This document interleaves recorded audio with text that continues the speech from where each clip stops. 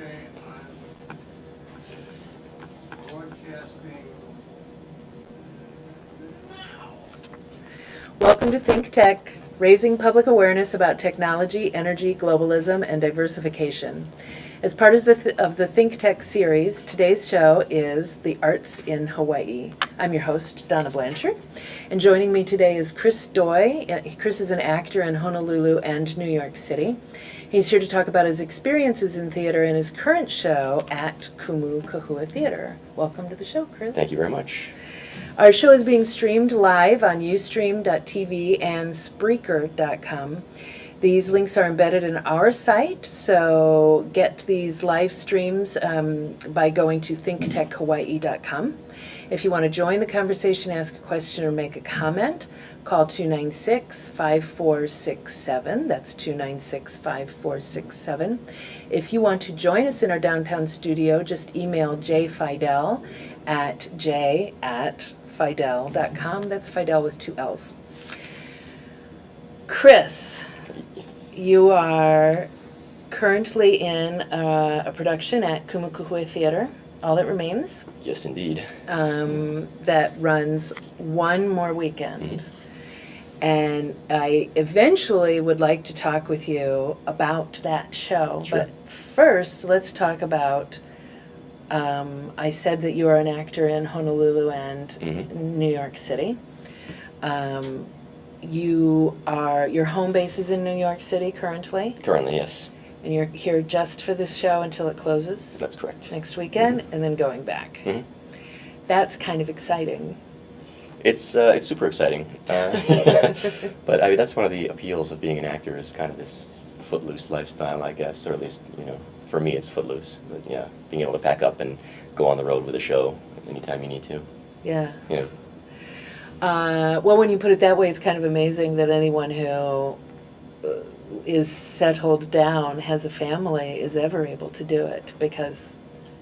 Yeah.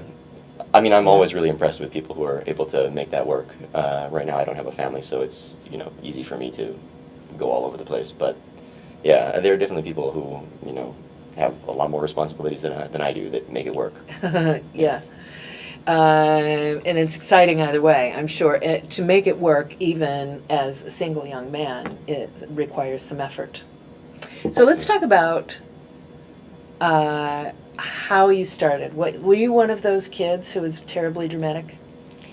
No, I wasn't. I was in school plays and things like that when I was a kid, but I got horribly nervous, and I think, when I was a kid, I even threw up once before going on stage. Oh. Yeah, I was just so terrified. And it wasn't until I was in high school that I thought, this is actually kind of fun, I'll give it a shot. And so I started actually electing to do plays. And then it was in my system, and I couldn't kick the habit, so I kept doing it. Did you, I'm sorry to hear that you had the experience of actually being nervous enough to throw up. When you watched, were you exposed to live theater much when you were young? Again, I would see the class plays from the other classes in my school, and occasionally field trips to see plays, but not beyond that. No, I don't think so. Not a whole. Well, that's a couple times a year, Yeah. at least. And when you saw those shows, did you feel a draw to what they were doing? I don't actually recall feeling a draw to what they were doing. Yeah. Yeah. Again, really not until high school when I started paying attention to it. So what was it that happened? How did you come to audition or be a part of your first show? Really, what happened was there was a woman who was a parent at the school I was going to. Her name was Lee Murray, and she had been an actor in New York, had an MFA in theater, acting and directing, developing scripts, and she just thought, I'll give some of my knowledge and experience to the school, and she, came up and started this drama club, and so it was just something to do after school. Oh, wow. Yeah.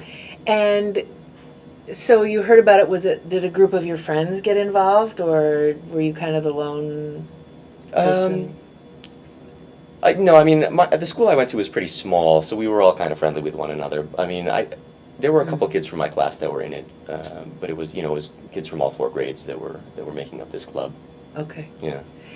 And do you remember what it was like when you initially started? You probably started with some acting explanation and then exercises. Oh, Did yeah. you feel comfortable immediately?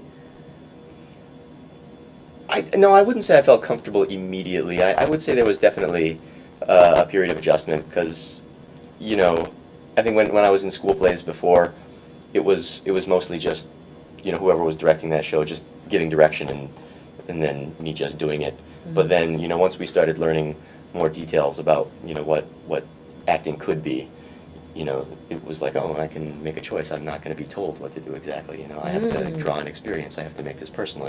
So, it was kind of eye-opening in that way. Wow, it sounds like Eden Lee did a good job. Oh, she did. with She was it. fantastic. Yeah. Does she still do that? She runs a program at the Hawaii Theater for youth actors, I believe. Oh, okay. Yeah, yeah. Young actors or high school? Both, I think. Oh. Yeah, but certainly high school. Yeah, a young actors ensemble. So in high school, she was already teaching you about making choices as an actor. Yeah. Yeah. And you stayed with it. Mm-hmm. So what do you think it was about it that, do you have any recollection of what it was that made you want to continue doing that? Because it was extra time out of your schedule. Oh, sure. Well, I get bored very easily, so I needed something to do, and I went out for football, and the coach and I were not friends with one another, so I dropped out after a little while, and then there was theater, and that was actually fun, and we got along, and I never really thought of it as, I really just thought of it as something that was fun to do. Yeah. Yeah, it wasn't like, there was nothing about artistic expression, there was nothing about making a career out of it. It was just, this is cool, let's do it. fun. Yeah. Well, and I guess the reason I'm asking that is because I've always kind of wondered if people are born with a passion for this, or what really draws a person into it, and is it innate or is it circumstantial necessarily? I Yeah. think part of it is innate. I think it wouldn't have been fun for you if you Mhm. didn't have something inside you that you were tapping. Okay, yeah, that could very well be true.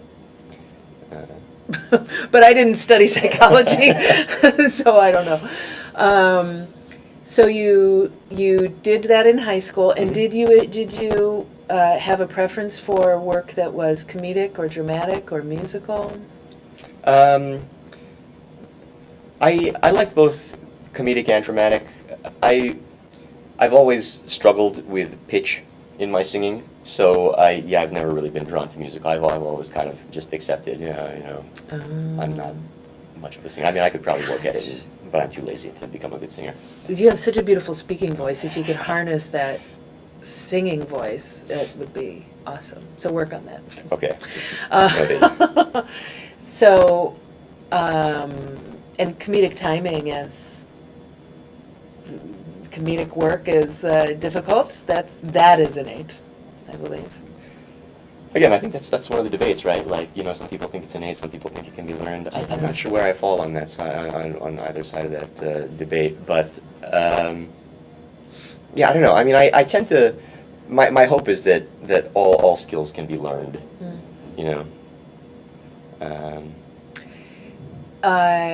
Okay, so we'll get back to continuing education in theater. Let's follow your trajectory to this table here today. You worked with Eden Lee and did some shows while you were in high school. Yep. And what sort of shows did you do? Which high school was it? It was called the Honolulu Waldorf High School. Waldorf. Yeah. And what shows do you remember doing there? Two of my favorite shows that we did while I was there was one was called Dark of the Moon, which is a supernatural Appalachian drama about witches, and I played one of the bad guys in that character, which was really fun in that play. And then another play that we did was Ibsen's Peer Gynt, which was wild. It's this epic play. It's heady stuff for high school to tackle. I have learned that since then. Yes, not your standard fare. Excellent. And you said Appalachian correctly. Did I? Oh, okay. Oh, phew. It's fabulous. So you get out of school and you went, I'm sure somewhere around your junior year, people started talking to you about where do you want to go to college and what do you want to study? What was your answer? Well, I wanted to study film, is what I wanted to study. And As an actor or a director? as a director. Okay. But I ended up going to, I didn't get into any of the film programs that I wanted, so I got into several schools on the mainland, but I ended up going to University of Hawaii and trying not to study theater, but I just kept on seeing the catalog and being like, oh yeah, that class looks fun, I'll take that class. And then eventually I had taken so many classes, it was like, I might as well just major in this. Yeah. Yeah. So nothing else was really calling your name while you were there? Or acting had a louder voice? Acting had a louder voice, yeah. I understand this. And what shows did you do at U of H? Let's see. A couple of my favorites were a production of Goethe's Faust, parts 1 and 2. It was quite epic. Another one was a kabuki play called Nozaki Village that was done traditional Japanese style, though in English. And let's see, what else? I mean, one of the great things about UH was that you could get on stage all the time. Another favorite production I was in was this production called Darkweed, which was a MFA playwright's thesis project. And it was this terrific play about a teenage comic book artist whose character sort of took over his brain. Oh, wow. Yeah, it was really terrific.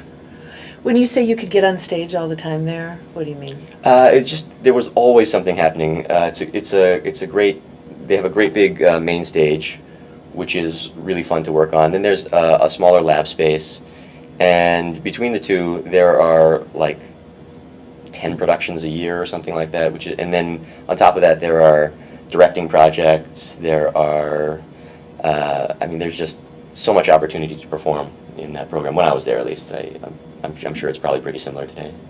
Yeah. That's excellent. Yeah. And have you taken any writing classes? Did you have playwriting there? Yeah, definitely. Dennis Carroll, the founder of Kumukahua Theater, also teaches playwriting, or taught playwriting at the University of Hawaii when I was there. And I took his beginning playwriting class a couple of times, actually. It was a great class, and he's a great teacher. So, not something that I was ever super serious about, but something that I think is really fun to do. Mm-hmm. So, yeah. Okay. So while you were in college, were you doing any theater work outside of school on the island or elsewhere? Some.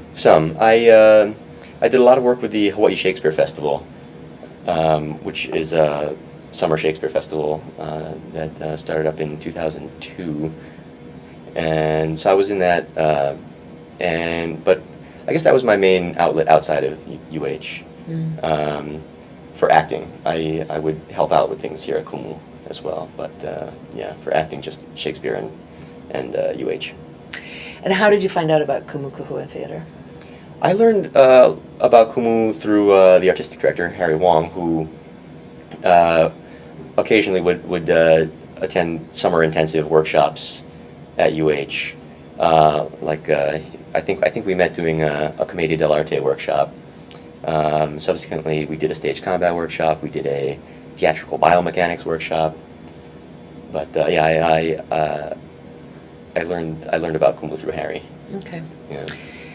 And I will continue asking you those detailed type questions because people Sure. love to know how did you get there, and I think that your story, most of our stories of people who are still in theater into adulthood have stories of connections and networking, the same as in the business community. When you're really successful, that success is driven not by sheer talent alone, but has a lot to do with playing nice with the rest of the kids in the sandbox, and getting to know people. Yeah. And so you eventually got out of school and auditioned or got involved at Kumukuhua Theater. Yes. I was on the board of directors for almost 2 years. And So you were young. How old were you when you were on the board of directors? 22 or so. That's young. That's young. Uh, So talk a little bit about that. As a member of the board of directors of the Mhm. theater, what were your responsibilities? Building sets and loading in. That was one of the main ones. That might have been why they asked me to do it, because I always enjoyed building things. So did that. Let's see. I was also on the play development committee. So we would read a lot of plays and figure out which ones we thought would be the best fit for Kumu, and try to put a season together. And I also acted in a play while I was on the board, a play called Teacher Teacher. Ran box office, general maintenance of the theater. Mm. And you know that some boards, and Kumukuhua is in the process of migrating to a traditional fundraising governance board. So Yeah. the clarification on that, it's kind of amazing that theater has survived for over 40 years with a board primarily made up of people who build sets and work in the box office, and make decisions Yeah. about the livelihood of this organization. And you also, at that time, is that the same time you got involved in Honolulu Theater for Youth? Yeah, around that time, because I needed a day job, and I got sick of working in restaurants, so I thought, okay, I'll commit myself to working in theater. And so I worked for a company called Ohia Productions, and I acted in plays for the education department of Kalihipalama Health Center, and then I got hired at HTY, at Honolulu Theater for Youth, and as a technician. I went on tour with them as an assistant stage manager, and built sets and hung lights and all that stuff. All kinds of stuff. Yeah. Which is a big leap. Kudos for taking it, for getting it. Sometimes I know you didn't really enjoy your experience waiting tables. I remember when I got to that point where I was waiting tables and I realized, oh my gosh, I'm making so much money. This is wonderful. But waiting, the best money to be made in restaurants, and it's so common that actors work in restaurants, the best money to be made is on those Saturday night shifts. Yeah. So you create this horrible conflict within your life when you go to work in a restaurant as an actor. But it's a big leap to say, I'm going to support myself as an actor alone, and your story is, it's very rare to talk to anyone who decides they're going to support themselves as an actor and does not do some sort of set building, touring, working in a box office. Was that a surprise to you that you needed to do all of that? No, it wasn't really a surprise. I mean, I just wanted to be, I figured, this is my degree. I want to work in my degree. And my degree wasn't particularly acting or any one aspect of theater. So I was happy doing all different things. And now I have since mellowed out, and I'm perfectly content to work in a restaurant, wait tables and act on the side when I can. Well, that's probably a very good thing. It definitely is. For a time, at least. So you were working with, you'd worked with Kumu and Ohia and HTY, and at some point you decided that your life was going to take on a direction outside of the island. Yes. How did that happen? I had a friend he was getting his MFA when I was getting my undergraduate degree at University of Hawaii, and his name was Stan Eggy, and Stan was older than I was, and he had gone to UH and then gone off to New York and been there for 10 years, and then gone to LA and been in LA for 10 years, and before coming back to get his MFA. And Stan, he was a terrific actor, amazing actor, and he had a great career. He had been in these tremendous off-Broadway productions, and he had been in big Hollywood movies, and he and I really liked working with one another, and so he was very encouraging to me when he always said, go off to New York and you'll become the best actor that you can be, and so I mean that was part of it was just Stan being really encouraging and supportive, and then the other part of it was just I think I always kind of wanted to live in New York. It was always the city with this mystique and excitement and energy about it. And I thought, I want to be one of those people one day, a New Yorker. And you grew up in Manoa? Manoa, Did you yeah. grow up in Manoa? Manoa Valley. Yeah. So the images that you grew up seeing of New York New York is very, very different from Yes. Hawaii. Yes. Do you remember what it was about it that pulled you? I've always been attracted to like the grit and the dirt and the aggression of New York City.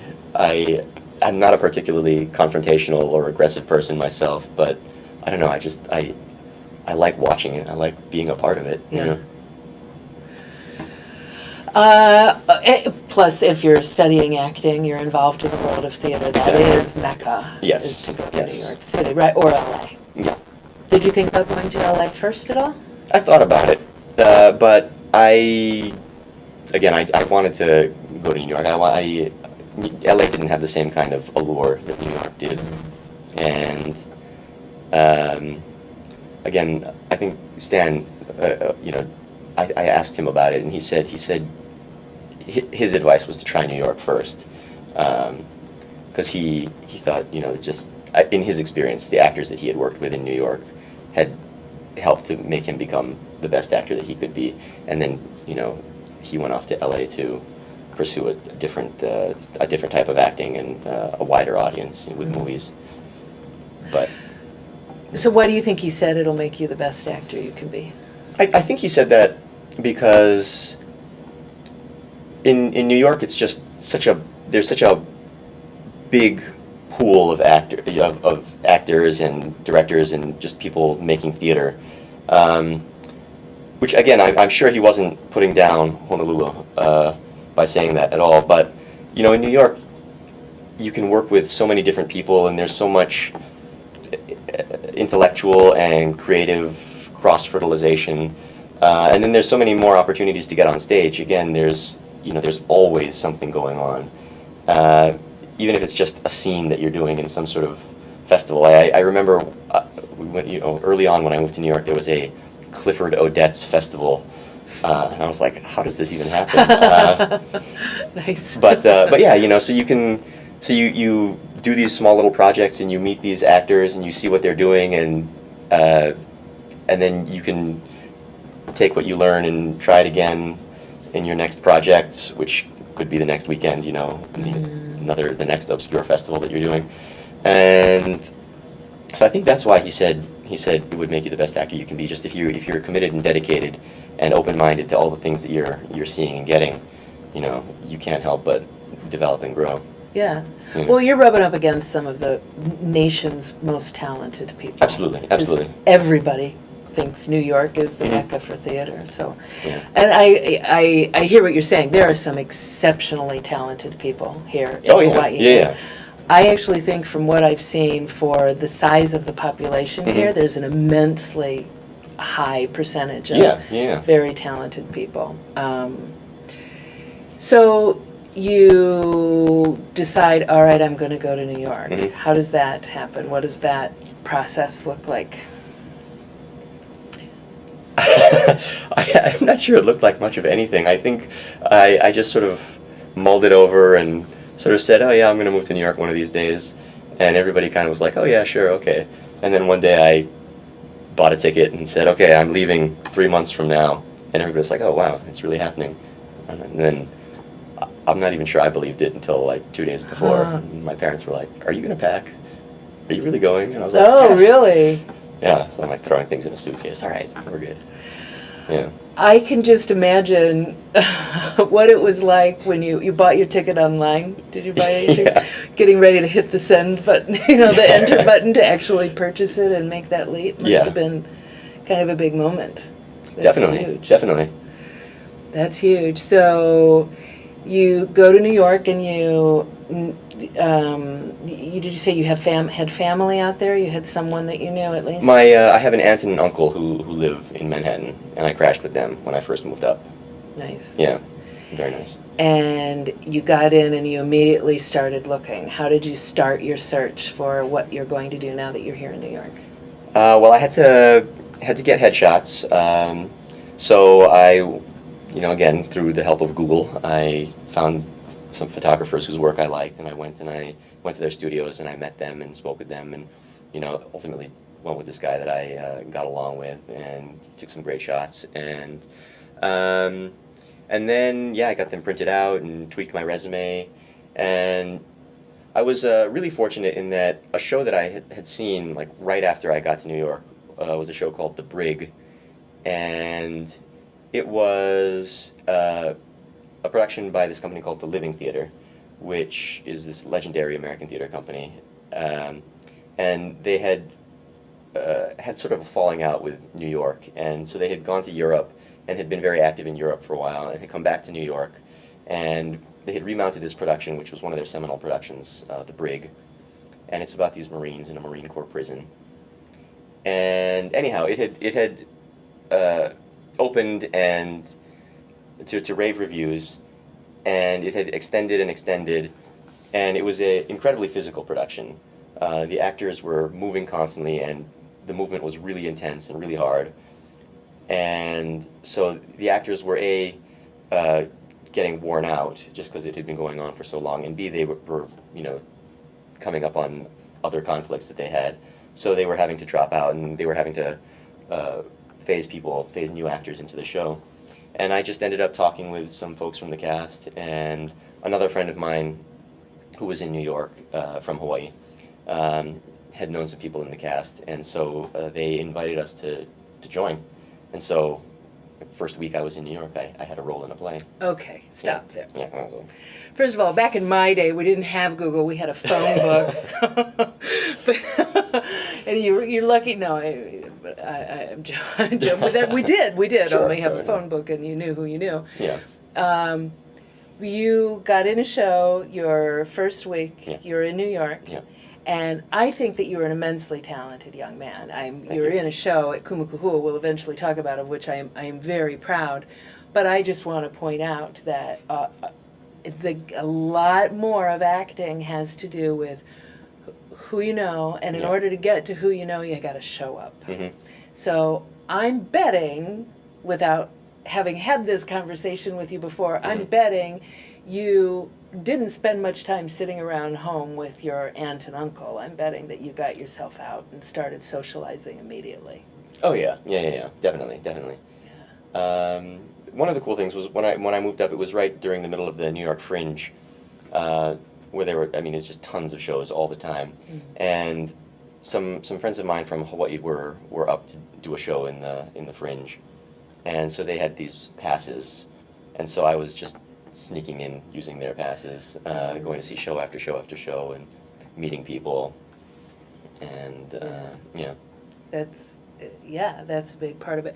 And having a personality that people, as a director myself, Mm-hmm. you don't want to work with someone if they immediately have, let's see, an attitude, we'll say. It's also part of making it work, being Mm-hmm. willing to be flexible and directed. Mm-hmm.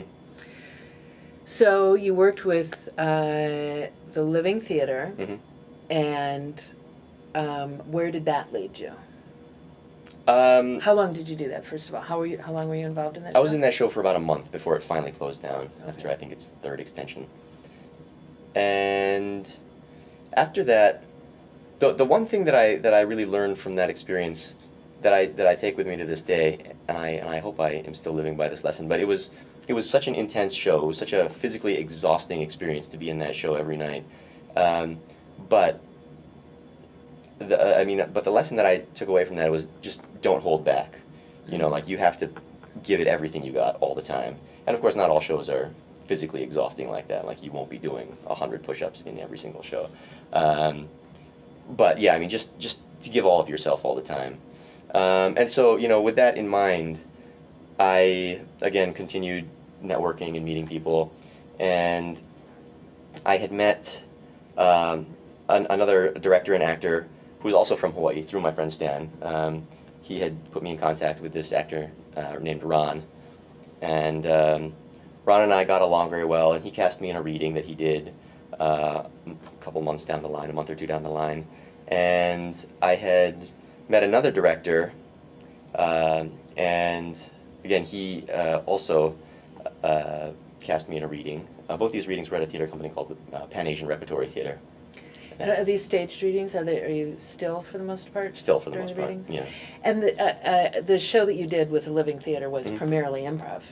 Was there any script at all? There was sort of a structure to it. Like we knew that in the beginning of the play we wake up, we being prisoners, Marines in this prison, and so we wake up and then we're run through the paces where we have to shower and shave and get dressed, and then we do marching drills and we do.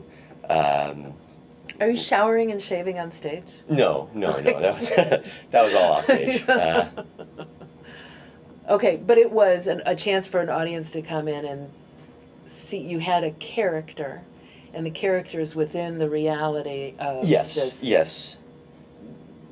context. Yeah, it had this of context, prison. and basically there were prisoners and there were guards, and the prisoners basically must do what the guards tell them to do or face the consequences. And so, yeah, I mean, if sometimes the shows were pretty similar from night to night, but sometimes things happened. You would mess up somehow, and a guard would punish you. Guard would have to, Yeah, within the guard- reality of their Yeah, character. exactly. Yeah. Okay, so you went from that to readings, and did this Ron person see you in the Living Theater? He did not. Show? Okay, so still we're, Mhm. he's casting you in something just based on talking with you and Yeah. getting to know you. Yeah. Okay, and you did a couple of those Mhm. at Pan Asian Mhm. Rep, Mhm. and then what? And then, all the while, I had been hitting the pavement, auditioning for things, and I had been cast in a company called Love Creek Productions, and there was an evening of one acts, and I had been cast in that, and so I think that was the next time I was actually acting on stage without a script, was doing those one acts. And it was how long after you landed? I got to New York the tail end of August, and that production was in December, I think. Fast. Fast, yeah. Yeah. So you were with Love Creek Productions Mhm. doing straight up scripted shows? Yeah, Yeah. exactly. Mhm. Okay. And how long did you work with them? I worked with them off and on for about a year, I think. Okay. Yeah. And that eventually led to, now what year are we in? We're in 2008 or 2009? We're in 2008 now. Okay. And what did that lead to? What did that lead to? That's a good question. We don't need to go day by day here, Chris, but eventually. Are you still auditioning for other theaters? Oh yeah, while you're absolutely. there? Yeah. Still auditioning. How are you Yeah. finding out about auditions? Through this newspaper called Backstage, which is an actors newspaper, and they have lists of auditions. Oh, and you, by this time, you're not living with your aunt and uncle anymore? I'm not. That's correct. Yeah, I moved in with some friends of mine, also from Hawaii, and we all moved up right around the same time, within a couple of weeks of one another, and we got a place together in Queens, in Astoria, a 4-bedroom catastrophe. No heat, no hot water, bed bugs. Heat's important in New York. How, just to flip switches here for just a second, how would you compare the cost of living between, just to give us an idea, between Honolulu and New York City? I've never actually rented an apartment here in Honolulu, so that's a big expense which I can't quite comment on. Mm. I've been very fortunate in New York to have found cheap apartments. Like the first one I mentioned was not great, but it was cheap. Yeah. My current place is amazing, and I love it, and it's also fairly reasonably priced. Nice. So I feel very fortunate. But overall, I think it's comparable in terms of the cost of living. Okay. New York is an expensive city, but there are things that are definitely more affordable. Like, for example, I would never own a car in New York City. I would always just I catch the subway or the bus or walk, and that's Everywhere. way cheaper than paying for insurance, paying for gas, paying for maintenance of a car. Mhm. Mhm. Okay, so you're going through backstage and you're Mhm. finding auditions that way, Yep. and that leads you do some other shows, work with other companies, correct? Is it? Yeah, that's correct. That's correct. Again, like the Clifford Odets Festival that I mentioned earlier. Small little things. I didn't really get involved in the life of too many companies at that time, other than Pan Asian and Love Creek. But sure, yeah, just going out and auditioning for things and getting cast. Through Love Creek, I met a director who cast me when she was producing her own plays. She cast me a couple of times. And again, in New York, there's just so much going on. There's always a small little one-act festival. There's always something happening. And when you're in the thick of it and you know people and you're really trying to be at your best and get on stage as much as possible, you can get on stage. Yeah. Yeah. Do you feel like you learned how to market yourself as an actor at the university? No. Yeah. And that's actually a common thing I hear from a lot of people from all across the country, is that, oh, we wish we knew what the business was actually like before we got into it. Yeah. It could have prepared us better for it. Say, I went to a conservatory, and I don't Mm. feel like we learned how to market ourselves there Yeah. either. And I'm not. It's not that the opportunity to learn it wasn't there, Mhm. but I didn't realize the import of it. Mhm. I really thought that the world of theater spun on talent, Mm-hmm. and the most if it really did, then you would never see a bad performance. Yeah. Especially in a place like New York, where they Yeah. have the world to choose from, you would never see a bad performance. Yeah. So it's just not the case. Mhm. It's about I don't want to say I do glad handing sometimes, Sure. and yeah, getting out and just working it. Mhm. And backstage does have it has articles as well. It does, did it that does. when I was Yeah. doing it. Yeah. So that helps you a little Mhm. bit with the marketing of your Yeah. skills. So what do you feel like you learned that you learned in school, and go all the way back to high school, if you will, other than the actual craft of dissecting a character? Mhm. What about the peripheral classes do you think has really helped you? Like you mentioned that you really liked theater history Mhm, classes. mhm. How do you feel that has affected your path? Well, theater history was terrific because it gives you a perspective of where theater has come from and what it's meant to people throughout history. And I kind of think that right now a lot of theater is entertainment. And if you go way back in history, theater was like this efficacious ritual. It was like very deep in society. It was a really important part of society. And then later it became less the case, and it became more entertainment. But it was still this really important way for people to communicate. It was people would relate to one another. Sort of like everybody, nowadays, I guess, talks about, I don't know what happened on Grey's Anatomy. Do people still watch Grey's Anatomy? No, okay. you're so out of it. No, what which is great. do we watch You could now? say Downton Abbey. Okay, Downton Abbey. All right, so everybody, or like the Super Bowl. People watch the Super Bowl just because everybody else is going to watch it. But Right. people would go to see theater because that was, it was a big event, a big thing to do. And then when a playwright or a company would do something radical, riots would break out in the theater, because people would just have such strong opinions about what they were watching. And I remember learning about riots breaking out over the fact that ticket prices were increasing. So like theater still meant a lot to people, even if it wasn't like meant to exercise evil spirits or anything like that. But yeah, but now I don't. That's not happening anymore. People are not. Audiences don't seem to respond that way. They just kind of want to go and forget about things. And then so I kind of want to be in a show where a riot breaks out. It's kind of a dream of mine.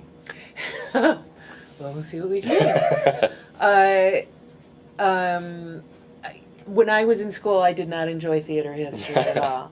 And it took me a very long time in my life to realize that, I want to be involved in theater that has this effect. This is what I was looking for. So you're ahead of the game if you already know you want to be a part of a riot.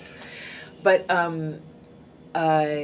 was there, so that has maybe affected the choices that you've made, certainly the conversations that you've had with people, perhaps, but you are looking for an effect. I mean, I haven't actively sought out plays that I think would be controversial or scandalous. Ultimately, I think that I'm still most interested in growing and challenging myself. So, I like to work with people that I think are challenging and interesting. But definitely, I definitely do feel like I work with people who have ideas that are really edgy and would really push boundaries. And I really hope that one day they'll continue to cast me in one of their edgier projects. Yeah, so maybe that's something that developed with school. I know University of Hawaii has a really incredible Asian studies, theater studies program as well, and you got into some of that while you were there. Yeah. So I think, we look back at school and say, I've never in my life used trigonometry. Yeah. But whether or not I realize it at some point, the ability to utilize that mathematical critical thinking has come into play in my life. And in the same way, the work that you did back in college is somehow shaping the choices that you're going through. That's probably true for sure. And someday you'll find the riot. So you have been working most recently with Leviathan? A company called Leviathan Lab, yeah. And it's a Asian American theater collective. And we've produced, I'm not really a producer, but I've acted in a number of their projects. I helped to produce a short film through them. Was in production of 12th Night. A number of projects. And what's their mission? What are they? It sounds like they're very diversified. They are, and their ultimate goal is just to. I think it's founded on this notion that there are a lot of really terrific Asian American actors, writers, directors who don't always get a chance to work or play characters like themselves, for example. And so it was just meant to give opportunities to people that I think the founders felt that were being neglected, and to give them, a great big platform. So it started out with theater, it's expanded to film, and we'll continue to expand, I'm sure. So you've done work in film as an actor, as a producer, as both. Most recently, I produced a short film, which was quite an education. I mean, but I have also acted in some films. Nothing anyone would have seen, but a couple of small projects here and there. That work is very, very different from the stage. Very different, very, very different. Yeah. You stop and start. Yeah. You do it over and over and over and over and over again. Yeah. You get a lot of chances to get it right. You produced a short film, and what was that about? The short film was it's called Dispatched, and it is about a paramedic who falls in love with a woman who he is trying to revive.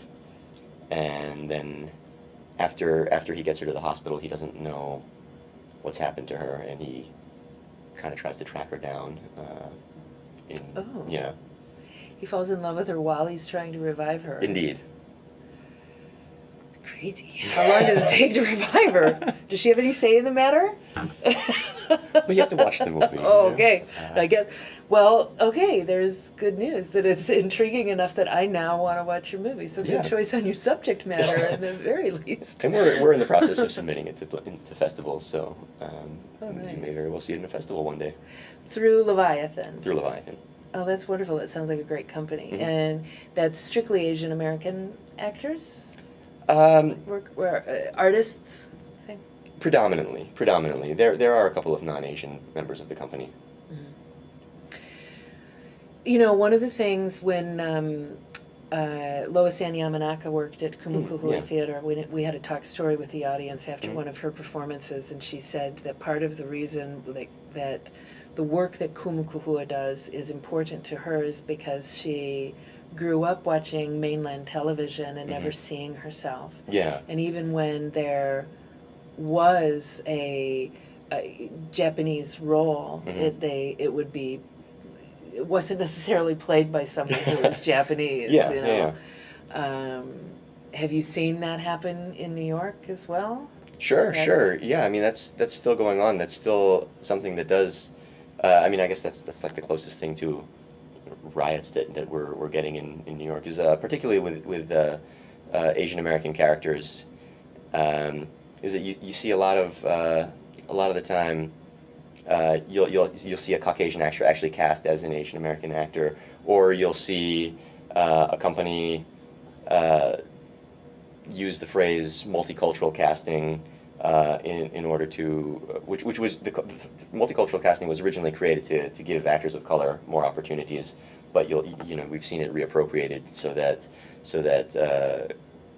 actors and directors can cast Caucasian actors in Asian roles, for example. And the excuse that we get a lot of the time is, well, the talent's just not out there. We don't have any Asian actors that can play Hamlet, for example. Right. Right. Okay. So we still see that happening. Even though when Lois Ann Yamanaka was growing up a couple of decades ago, but we're still seeing it in 2013. Yeah. Yeah. We are.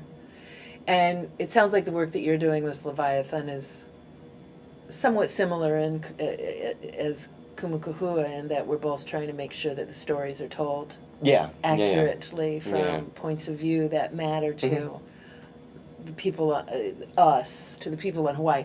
I think there's only one race. It matters to all of us, and your story and my story are so very similar, and we don't know it until we hear the stories and then say, oh, I would have done the same thing. Yeah. So let's talk about the actual art of theater, Sure. if you don't mind. Mhm. Whether you are working as an actor, have you done directing work as well?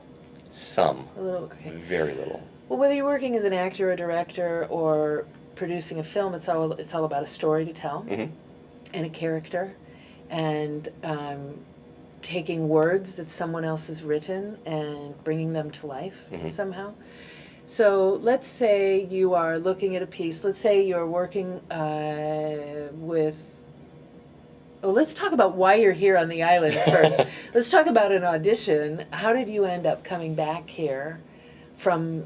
You're currently working with Leviathan, and then you get a phone call from who? I got a phone call from Harry, the artistic director at Kumukuhua, and he said, "Hey, Chris, how's it going?" And I was like, "Harry, it's great." He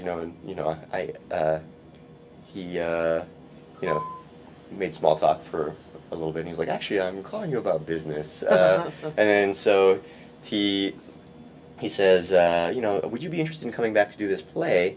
And I said, "Well, I don't know if I can, because it's in Hawaii and I'm in New York."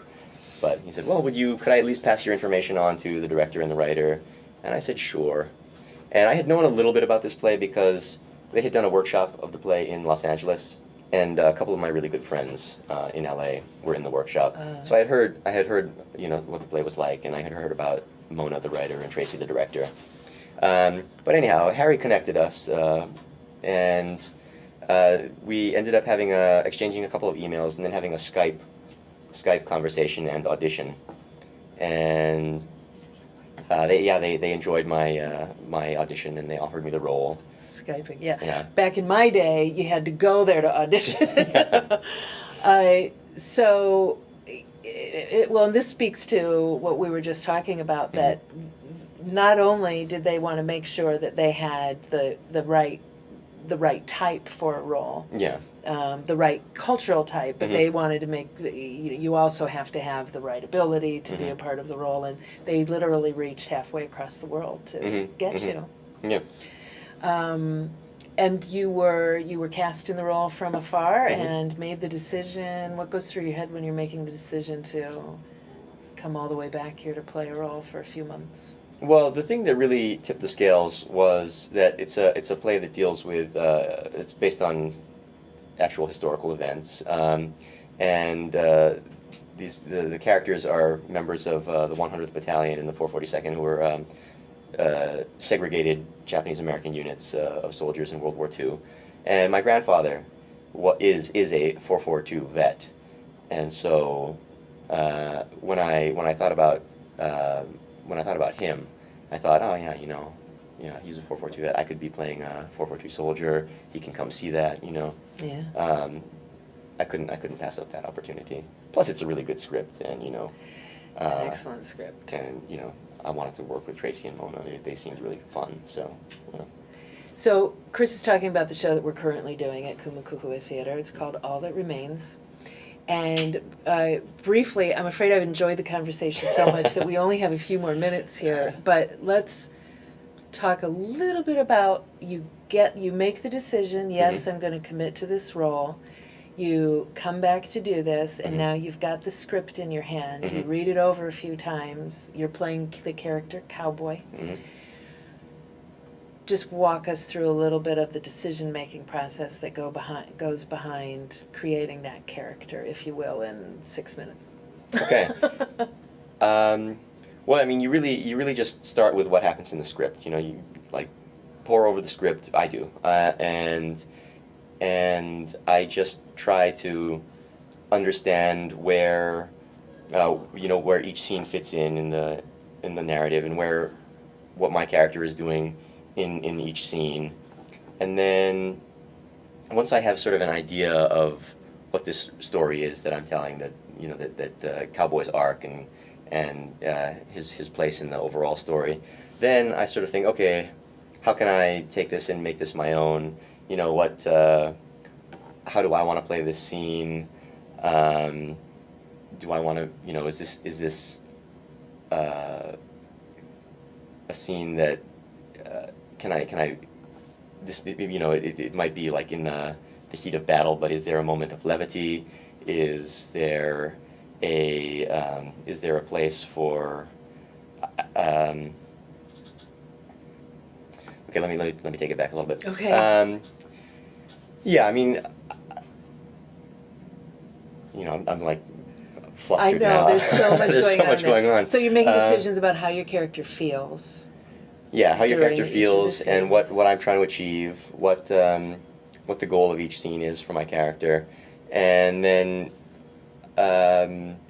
just like how it relates to me personally and my experience and my understanding of the world and my understanding of human interaction. So and yeah, I mean, again, that really involves for me going over the script again and again and again. And then just sort of pausing and reflecting, and then I also take a lot of notes when I do this. I sort of free associate a lot, like, oh, okay, this interaction reminds me of this moment, and I wonder why, and I end up wasting a lot of time thinking about things that have nothing to do with anything, that don't lead anywhere. But occasionally there's a gem in there, and I'm like, oh, okay, yeah, this moment really. This moment in my own personal history really does inform this moment in the play, and so I can try to put that there. And Good. That was a good nutshell, Chris. I'm Okay, sorry all if right. I No. threw too much on your plate there at once, but it's a lot of decision making. It is, right? it is, yeah. Before you even get into a rehearsal and start experimenting. And then you're also working with a director, and in this case, you had the playwright there as Mhm, well mhm. to help inform those decisions, but also shape the manifestation of those decisions. Yeah. Yeah. Yeah. Yeah, I don't think if anytime you take work like that, the thought process that you're putting into it, and figure out how and why it is speaking to you and what Mhm. bells it's ringing, that Mhm. can never be wasted time. Okay. Yeah. Thank you. I'm happy to give you that. Thank you very much Oh. for being here. Is there anything that we didn't talk about that you would like to, that you would leave here saying, gosh, I wish I would have said that if I don't give you an opportunity? No, I don't think so. Okay, good. And you are going back. The show at Kumukuhui Theater closes this Sunday. Mhm. It's been running for 5 weeks. A Mhm. very successful run. Yeah. How many other actors are there in the show? There are 8 actors in the cast total. And it's really a tour de force. It's a very talented group of people, I have to say. Everybody worked really hard. The actors are terrific. A lot of credit has to go to Mona, the playwright, Tracy Mariano, the director, Michelle Bronstein, the AD, who really helped us to create this ensemble. You know, because a lot of us are meeting for the very first time and have no history together, but now we're really tight knit, and yeah, we really try to make each other the best we can be. Again, I mean, I think Tracy in her sly way, made that happen. Yeah. Yeah. Tracy something. And by the way, I'll just mention that Mona Z. Smith, the playwright, came to us from New York, Yeah. although didn't know you at all. Did not. Yeah. Tracy and Michelle came from LA, Mhm. all came in to work on this really incredible show that we at Kumukuhui Theater are very proud of, and everyone on the island is, I think, lucky to have this production here, particularly during Yeah. the year that's the 70th anniversary Mhm. of the 442nd. Yes. So thank you very much. Thank you so much for having me. We're out of time, and I have to leave it there. This is Donna Blanchard for ThinkTech Radio. We've been discussing theater with our guest Chris Doi of the show All That Remains at Kumukuhui Theater, which runs for one more weekend, and there are still tickets available right now. And I'll throw in kumukuhua.org is the website you can go to if you're interested in tickets. Thanks so much for coming. Thank you. And thanks to our KGU board operator, Liz Rodriguez, our operations officer, Jack Waters, our account executive, Patrick Leonard, and to Jay Fidel, who somehow puts this all together. Thanks for listening. ThinkTech will be back next Wednesday for Arts in Hawaii show with your host, moi, Donna Blanchard. Please turn into ThinkTech on KGU 760 AM or on thinktechhawaii.com. And we'll see you again. Aloha, everyone. Aloha. Hi, Susan. Susan, this is Chris. This is Susan Hahn. Looking lovely